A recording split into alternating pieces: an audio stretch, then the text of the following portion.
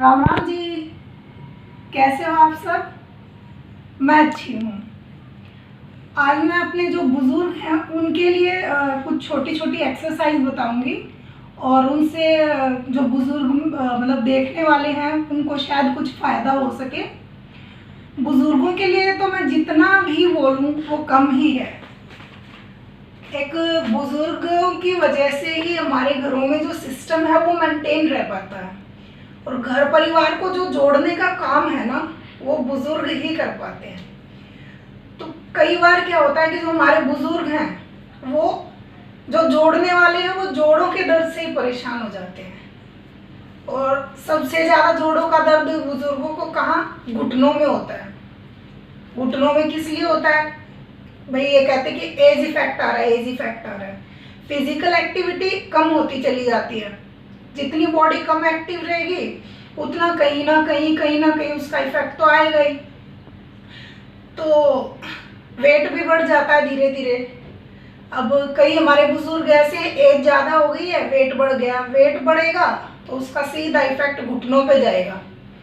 As कम भी है तो जो मतलब एक लिमिट से ज़्यादा वेट बढ़ जाता है तो उसकी वजह से घुटने इफेक्ट होते ही होते हैं। तो उसमें पहला ऑप्शन तो यही रहता है कि धीरे धीरे करके अपना वेट लूज किया जाए।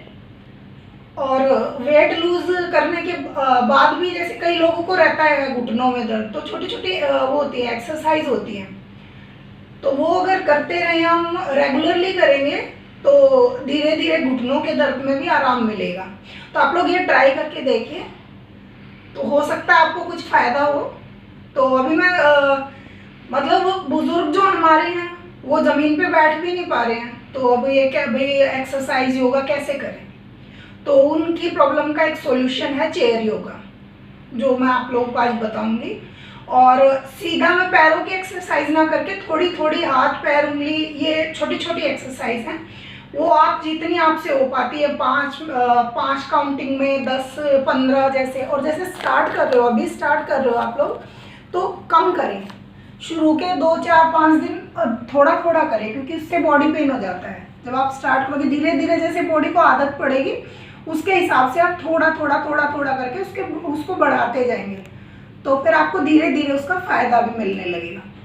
तो सबसे पहले आप अपना चेयर पे बैठे बैठे, बेड पे बैठे बैठे, जहाँ बैठ के मतलब कंफर्टेबल फील करते हैं वहाँ बैठ के अपना प्राणायाम करें। देखिए उसमें कोई ज़्यादा फिजिकल एक्टिविटी नहीं करनी है, जिस पोज में आप बैठ पा रहे वैसे बैठिए। उसमें आपको बस अपने सांस पे ध्यान रखना है, सांस को बाहर निकालना है, सांस को खींचना है, बस इतना सा है। तो रोज एक्सरसाइज को अपनी उसमें रूटीन में शामिल कर लीजिए। सुबह 10 मिनट, 15 मिनट, 20 मिनट, जैसा आप टाइम दे पा रहे हैं वो करिए।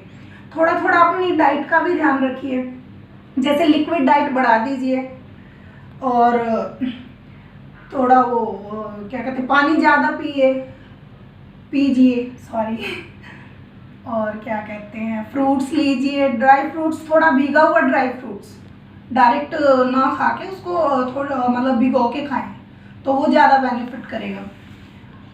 तो ठीक है, आप एक्सरसाइज शुरू करते हैं।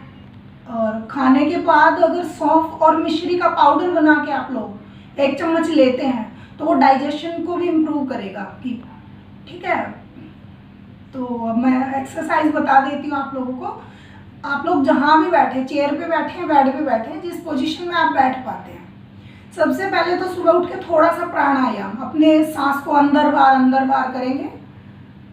और उसके बाद धीरे धीरे अपने बाजुओं को, जितना बाजू आप लोग उठा पाते हैं। अब ये देखिए हर रोज आप कभी ऐसे हाथ कभी नहीं उठाते हो, तो जो जिस बॉडी पार्ट को आप ऐसे मतलब हाथ है उनको ऐसे नहीं उठाओगे तो धीरे धीरे वो इसी पोजीशन में रहना शुरू कर देंगे, और उनको आप ऐसे उठाओगे तो आपको प्रॉब्लम होगी।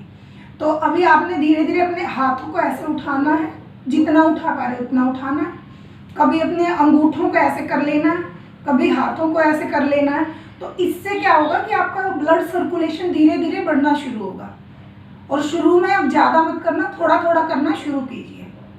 ठीक है, उसके बाद यही आप अपने हाथों को यूं करिए, गर्दन को थोड़ा थोड़ा यूं करिए, तो इससे आपका ये बॉडी पोर्शन थोड़ा मजबूत हो जाएगा।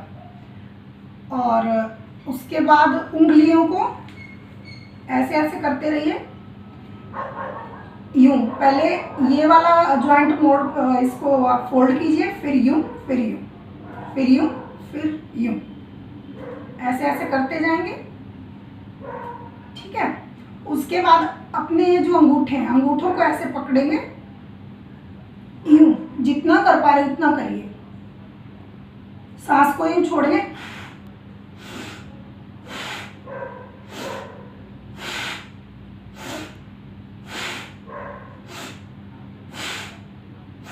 ऐसे ही फिर दूसरी साइड।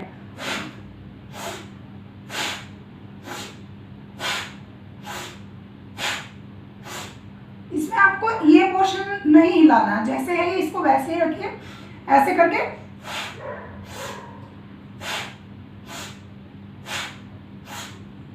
इससे आपके हाथों की एक्सरसाइज अच्छे से हो रही है।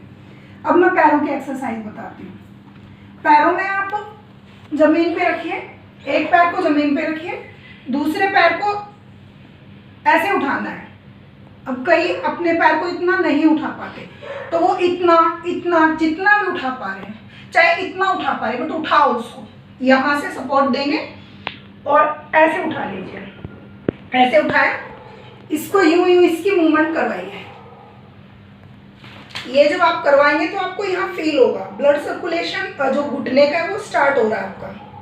तो फर्स्ट डे में आप जितना कर पा रहे, क्लॉकवाइज और एंटी क्लॉकवाइज, धीरे धीरे करिए जितना भी कर पा रहे, चाहे 5 काउंट में ही कर पा रहे तो 5 काउंट ही करिए आप। उसके बाद इस पैर को वापस रख लीजिए, फिर दूसरे पैर को उठाइए, ऐसे ही सपोर्ट दीजिए, ऐसे ही इसमें मूवमेंट करिए। पंजे में मूवमेंट करेंगे तो आपको यहाँ फील होगा। ओके, उसके बाद रख लीजिए, फिर थोड़ा सा रेस्ट करिए। अगर दोनों उठा पाते, जितना भी आप उठा पा रहे हो उतना उठाइए, दोनों उठाइए, दोनों में मूवमेंट करिए। ठीक है। उसके बाद रख लीजिए, फिर एड़ियों को ऐसे रखिए नीचे, और पंजे को नहीं हिलाना अब आपने, अब उंगलियों को हिलाना है। देखिए उंगलियों को, अंगूठों को, इनकी ऐसे एक्सरसाइज कीजिए। जितना भी आप कर पा रहे हैं उतना करिए।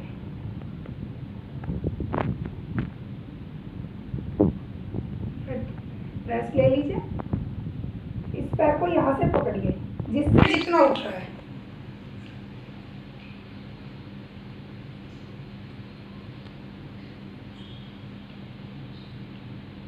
कम उठ रहा है तो कम उठा के ऐसे कर लीजिए, ज्यादा उठ रहा है ज्यादा उठा के कर लीजिए, वो आप अपना देख लीजिए। फिर इसको रखिए, फिर थोड़ी देर बाद इसको उठा के दूसरे को करिए।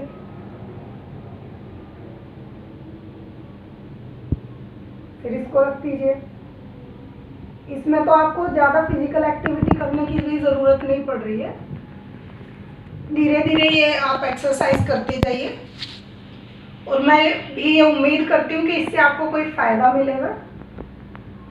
आप एक्सरसाइज को अपनी रूटीन में ले आइए एक बार, जैसे करेंगे आपको लगेगा कि बॉडी आपकी एक्टिव होती जा रही है। ठीक है, आप लोगों को इससे बहुत फ़ायदा मिले, इसी उम्मीद के साथ नमस्कार।